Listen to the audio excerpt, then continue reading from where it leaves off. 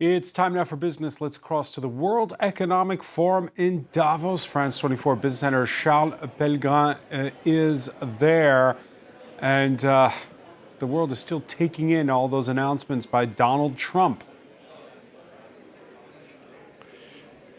That's right, Francois. And today, the next person reacting to Donald Trump was UN Secretary General Antonio Guterres, who really rang the alarm on climate change a few days after Donald Trump obviously withdrew the United States once again from the Paris Climate Accord and declared a national energy emergency so that there could be unrestricted exploitation and exploration of fossil fuels in the United States. So Antonio Guterres saying that calling the world's addiction to fossil fuels a Frankenstein monster that spares no one, even saying that global warming, rising temperatures will affect the oil and gas industry, obviously with rising sea levels that will potentially close down ports through which oil and gas is transited. Guterres' appeal happening after the hottest year on record, and as energy demand keeps growing, especially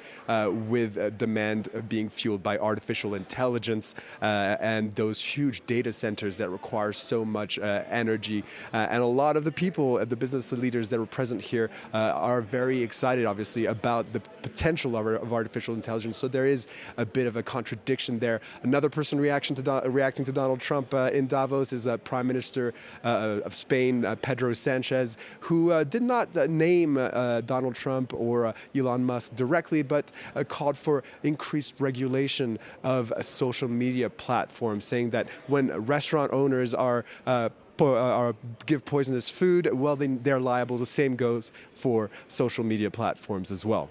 Well, you mentioned AI there. We saw on Tuesday the U.S. President at the White House unveil this big $500 billion private investment project where he is. I suppose that's turning heads where you are.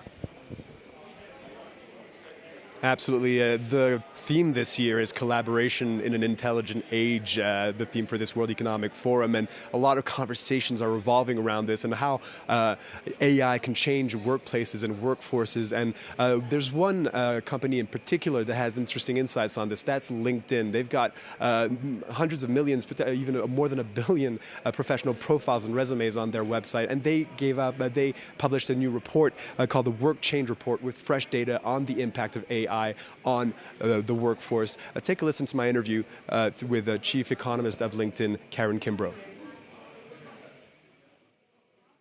So we're seeing that the pace of work is just completely accelerated. A lot of this has to do with AI. But what's happening is we're now in a stage where we have a multi-generational workforce, and a lot of younger workers are job changing more rapidly than in the past.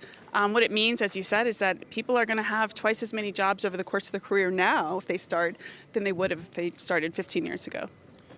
Getting into artificial intelligence, another finding is that 70% of the skills that are used today in jobs by 2030 will have to change. How does that work? Well, if you think about it, jobs are collections of tasks that require skills.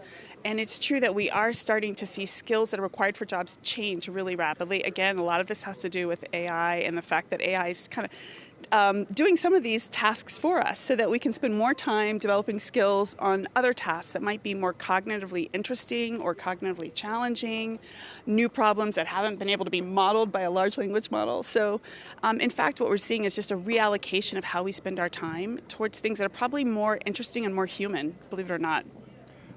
There's a bit of a discrepancy between your findings and those of Daron Acemoglu, who won the Economics Nobel Prize, who said that within 10 years, only 5% of human tasks will be replaced by AI. How do you explain that? Yeah, so I have read the paper. It's an excellent paper. I have a different take on it looking at LinkedIn's data. We have our own taxonomy of 42,000 skills. And from what we can see, a lot of tasks that are performed by these skills will change. Our view is that people are going to be doing developing new skills and performing new tasks. And we see this actually even in our own data where we see new jobs being created. So imagine if you have a new job, you're going to have different skills and different tasks. So I think it's far bigger than 5%. So you're recommending businesses integrate artificial intelligence as fast as possible. From what you can gather, are they already reaping the benefits? Where we do see businesses adopting it, they are reaping the benefits. In a study that we did recently looking at AI and productivity, we found that small businesses that had started to use AI saw a 10% increase in revenue just in the last year because of AI producing these kind of enhanced productive capabilities. Karen Kimbrough, you're the chief economist at LinkedIn. Thank you so much for speaking to us.